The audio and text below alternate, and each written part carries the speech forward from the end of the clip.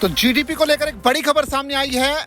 देश का GDP graph एक बार फिर से बढ़ गया है। जी हां, ट्रंप टैरिफ भी भारत की ग्रोथ स्टोरी को नहीं रोक पाया है, क्योंकि जीडीपी का जो अनुमान है वो 6.5% से बढ़कर अब 7.4% रहने का जताया गया है। ये बहुत बड़ी खबर है बजट से पहले, क्योंकि पिछले काफी समय से ये उम्मीद की जा रही थी कि ट्रंप टैरिफ का नेगेटिव इम्पैक्ट भारत की जीडीपी पर देखने को मिल सकता है, लेकिन ऐसा होता हुआ फिलहाल नजर नहीं आ रहा है, क्योंकि भारत की जो जीडीपी का अनुमान है वो 7.4% रहने का जताया गया है।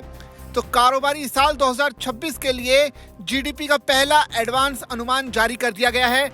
नए अनुमान के मुताबिक फाइनेंशियल ईयर 2026 में जीडीपी ग्रोथ 7.4% रहने की संभावना जताई गई है, जबकि पहले इसका अनुमान 7.5 यानी 7.5% लगाया गया था। सालाना आधार पर फाइनेंशियल ईयर 26 में जीडीपी ग्रोथ 6.5% से बढ़कर 7.4% तक पहुंचने का अनुमान जताया गया है। नॉमिनल जीडीपी के मोर्चे पर भी नया आकलन सामने आया है। फाइनेंशियल ईयर 2026 में नॉमिनल जीडीपी ग्रोथ 8% रह सकती है, जबकि पहले इसका अनुमान 8.3% था।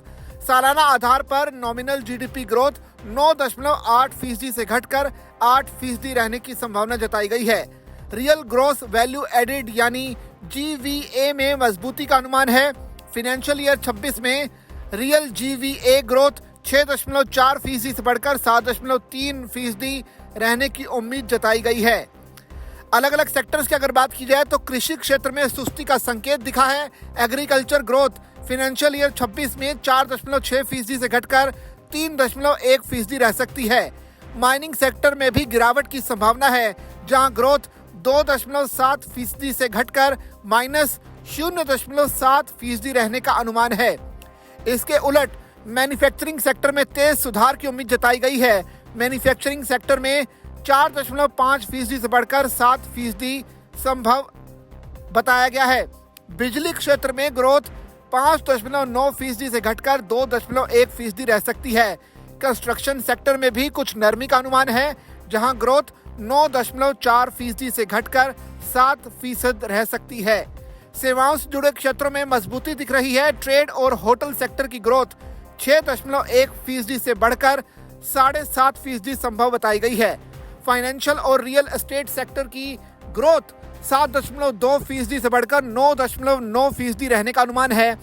पब्लिक एडमिनिस्ट्रेशन सेक्टर की ग्रोथ भी 8.9% से बढ़कर 9.9% संभव जताई गई है। खपत और निवेश से जुड़े संकेत भी पॉजिटिव दिख रहे हैं। Private final consumption expenditure growth 7% संभव बताई गई है। सरकार के फाइनल कंजम्पशन एक्सपेंडिचर की ग्रोथ 5.2% रहने का अनुमान है। वहीं gross fixed capital formation growth बढ़कर 7.8% रहने की संभावना जताई गई है। तो इस हिसाब से ये मान सकते हैं कि भले ही ट्रंप के टैरिफ भारत पर लाद दिए गए हों, लेकिन इसके बावजूद भारत की जो ग्रोथ स्टोरी है उस पर कोई भी नेगेटिव इम्पैक्ट इन टैरिफ्स का पड़ता हुआ नहीं दिख रहा। और सरकार ने आने वाले बजट से पहले ये अनुमान जताकर ये साफ कर दिया है कि ये बजट जो है उम्मीदों का बजट साबित होने वाला है, ग्रोथ का बजट साबित होने जा रहा है। इस पूरी खबर पर आपकी क्या राय है, आप कमेंट करके हमें जरूर बताइए और ऐसी खबरों के लिए बने रहिए जागरण बिजनेस के साथ।